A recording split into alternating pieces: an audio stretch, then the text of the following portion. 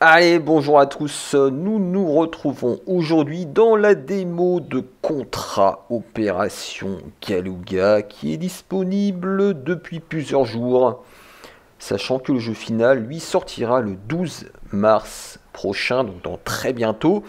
C'est donc l'occasion d'avoir un avant-goût de ce nouvel épisode de la mythique série Contra, et cette fois-ci, la lourde tâche incombe au petit studio américain WayForward Technologies, connu pour avoir développé certains épisodes de Shantae, et le saviez-vous, ils avaient également fait le DuckTales Remastered, que personnellement je n'avais pas vraiment apprécié. Mais peu importe. Alors à la base, je voulais en faire une bête vidéo impression / découverte. Et puis en creusant le jeu, je me suis rendu compte que ce serait pas lui rendre justice. Car je peux déjà le dire, Contra Opération Galouga est plus intéressant qu'il n'y paraît de prime abord. Et je dirais méfiez-vous de ceux qui vont proclamer après 2 ou 3 parties que c'est un jeu médiocre, voire pire une daube. Je pense qu'il sera très facile de taper dessus. Car oui, c'est un Contra, et donc les attentes sont élevées, et en plus il est développé par des occidentaux, et en plus il est vrai que les trailers ne donnaient pas envie, c'est moins qu'on puisse dire. Alors, comme vous le voyez, vous avez le choix entre un mode histoire et un mode arcade. Je vous dis tout de suite, je ne perdrai pas mon temps avec le mode histoire, qui est en fait le mode arcade avec des cinématiques et du blabla en plus. Vous voyez qu'on peut choisir entre un système à point de vie et un système de mort subite dans la lignée des anciens Contrats. Alors perso, je préfère m'astreindre à ce système, autant par habitude que par ascèse en quelque sorte.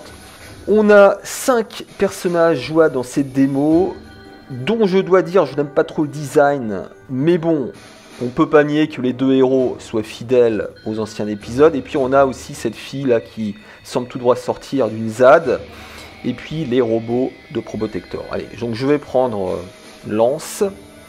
Et là vous voyez qu'on a le choix entre différentes compétences, dont certaines sont propres à chacun des persos. Donc lui par exemple, il peut sauter plus haut. Alors honnêtement, je ne suis pas fan de ce système. De plus en plus présent dans les jeux néo-rétro et même certaines rééditions de jeux rétro. Parce que à mon sens, ça rompt avec l'équilibre du game design de base en ajoutant des artifices qui vont déséquilibrer le jeu.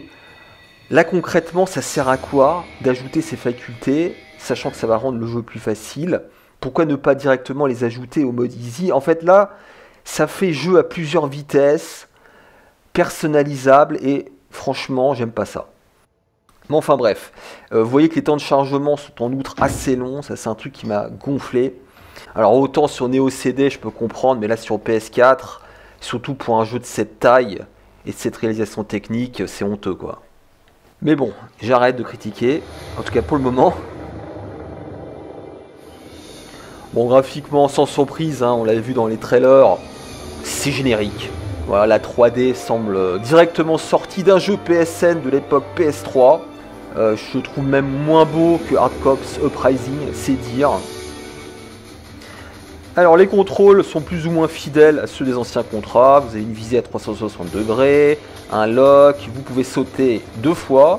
Il y a un double saut, ça c'est cool. Et puis la particularité c'est qu'on a un dash au lieu d'une roulade par exemple. Et surtout on n'a pas de fenêtre d'invincibilité. Alors ça bon, c'est pas un défaut en soi mais il faudra en tenir compte. On retrouve les 2 slots pour les 2 armes sélectionnables. Les armes sont globalement les mêmes que dans la série, il n'y a pas vraiment de surprise de ce point de vue-là. Mais il y a quand même des nouveautés. Par exemple, je vous le montrerai un peu plus tard, on peut booster son arme une fois et surtout la sacrifier sous la forme d'une attaque spéciale. Une attaque spéciale qui sera différente en fonction des armes. Donc là, vous voyez, j'ai pris le Three-Way, un grand classique de la série Contra, qui est particulièrement efficace, je dois dire, sachant que, franchement, les armes ne sont pas logées à la même enseigne, en tout cas, dans ce premier stage. Alors là, je vais récupérer une arme essentielle, notamment face au boss, c'est le lance-grenade. Alors, vous voyez qu'il y a une petite mise en scène qui rappelle celle de Contra 3, là. Bon, honnêtement, ça rajoute plutôt du temps de jeu surtout qu'on peut pas passer ces phases, mais enfin c'est pas très grave, l'intention est là. Donc là je vais repasser avec le 3-way, parce qu'il est plus utile. Vous voyez qu'on peut également switcher très rapidement entre les deux armes, comme dans Contra Spirits aussi. Voilà, je ne sais pas si ça sera forcément utile, peut-être contre les boss, c'est à voir. D'ailleurs, le jeu n'est pas facile, hein, globalement, et notamment le premier boss, vous allez voir, il est vraiment chaud. Alors là, je vais essayer de vous montrer les attaques spéciales. Donc je vais sacrifier le laser, que j'apprécie pas spécialement d'ailleurs. Et regardez, ça va arrêter le temps. Donc il y a plein de facultés comme ça différentes en fonction des armes et on comprend que ça va être très utile par la suite. C'est évident qu'il y aura un aspect tactique qui sera développé par la suite. Il faudra sélectionner telle ou telle arme évidemment en fonction d'ennemis ou d'environnement particulier, mais aussi sacrifier telle ou telle arme. Bon, donc là je garde le Squeeway qui a au moins l'avantage de faire le ménage. Vous voyez que graphiquement, bon c'est vrai que c'est très générique encore une fois, mais c'est pas non plus complètement moche, hein. N'exagérons pas.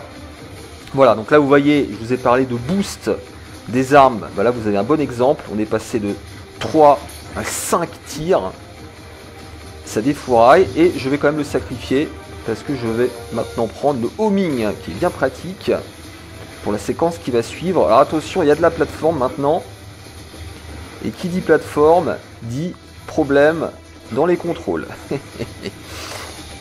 Parce que franchement, ils sont pas parfaits. Loin de là, et ça c'est quand même honteux je trouve pour un Contra. Alors ça ruine pas totalement l'expérience comme je l'ai dit, mais disons que les sauts, notamment dans la réception, ne sont pas très précis. On peut pas précisément se déplacer quand on saute, et honnêtement ça va poser des problèmes dans la phase suivante, parce que là encore il n'y a pas trop de plateforme, ça va. Et en plus je trouve que ça lag un poil. Ça lag un petit peu. Franchement, pour un jeu de cette réalisation technique, c'est quand même honteux. Soyons clairs. Là, vous voyez que j'ai pris un boost hein, pour le homing, donc ça défouraille. Donc, c'est vraiment dommage que au niveau des contrôles, ce soit pas parfait. Parce que je veux dire, qu'il s'agisse d'un petit jeu, entre guillemets, j'entends un jeu à petit budget, ok, mais au moins le jeu doit être impeccable sur le plan du framerate et de la précision des contrôles. Je suis désolé. On parle de Contra les mecs. On parle pas de Mario Wonder là. Donc là c'est une phase qui est assez classique hein, dans les Contras avec cette espèce de mur qui se dresse face à vous. Donc là je vous conseille fortement d'utiliser le lance-grenade. Surtout plaquez-vous hein, face à eux. Il n'y a pas de souci, ils ne vous toucheront pas. Voilà. Attention au laser. Voilà, vous montez. C'est du par cœur, hein, évidemment, il y a énormément de par cœur, ça reste un Contra. Parce que d'un point de vue du level design, c'est très classique, hein, mais ça fait le café pour le moment. Il n'y a rien de choquant. Attention, là je vais me placer au milieu et on va essayer d'éviter les tirs. Voilà, hop. Franchement, là ici, quand on a le lance-grenade, c'est pas un problème. Alors attention. Attention les amis, parce que là, tous les défauts que j'ai évoqués avant vont devenir prégnants dans cette phase de plateforme. Il faut y aller doucement, en tout cas au début, quand on n'a pas l'habitude, parce que honnêtement, je répète, hein, les sauts sont pas du tout précis. On est en sueur à chaque saut. Allez, on va passer. Alors là aussi, prenez surtout le homing. Hein. Enfin, en tout cas, c'est beaucoup plus facile avec le homing, cette phase. Vous voyez, en termes d'environnement, bah, ça rappelle le premier Contra en arcade, ça rappelle aussi Contra 4. C'est du très classique, hein, et ça fait le café comme je disais, c'est efficace. Franchement, d'un point de vue du level design, j'ai pas grand chose à critiquer. Regardez les rochers là, hop. Mais pour le coup, le dash est pratique quand même par moment. Alors regardez les sauts. Regardez la réception des sauts. On voit que j'atterris pas exactement là où il faudrait. Heureusement, il y a une tolérance. Mais c'est tellement pas précis. Voilà, c'est tellement pas précis qu'ils ont été obligés d'adapter les collisions. C'est dire.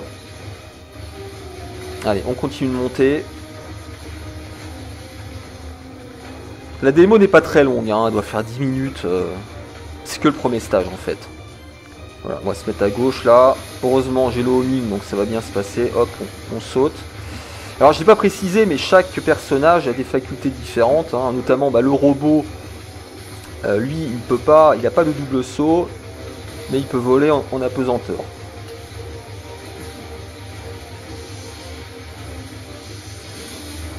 Allez, donc là je vais sacrifier le homing puisque je vais en récupérer un autre, vous voyez, donc là on a une espèce de drone. On continue. Merde, j'avais pas vu. J'avais pas vu l'ennemi qui a popé à droite, c'est pas grave. Allez, du coup là je vais prendre la mitrailleuse de base. Pourquoi je vais la prendre? Parce que là du coup elle va me servir pour créer une sorte de bouclier, donc je vais la sacrifier.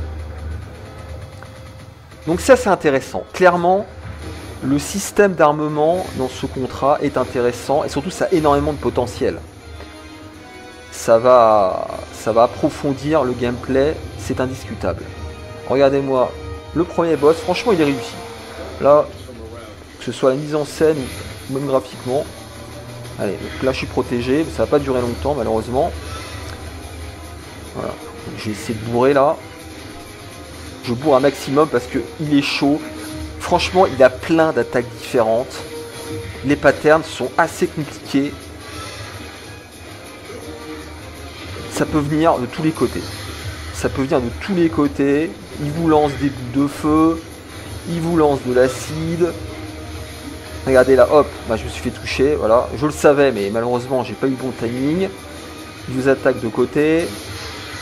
Mais là, j'étais tellement bien armé que ça s'est bien passé. Franchement, avec le lance-grenade, ça le fait. Ça le fait. Voilà les amis, donc que dire de ce contrat? C'est pas si nul que ça. Malheureusement, je dirais que son plus gros défaut finalement c'est même pas ses graphismes. Les graphismes, je l'attendais, je savais que la direction artistique serait dégueulasse.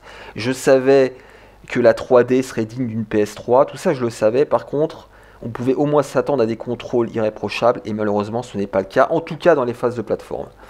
Dans les phases d'action ça va, mais il y a un léger lag quoi. Il y a un léger lag, malheureusement. Voilà les amis, je vais m'arrêter là. De toute façon, je prendrai la version finale. Je l'achèterai quand même, vous voyez, donc ça m'a quand même plu. Et on se retrouvera pour un test ou des let's play. Allez, ciao.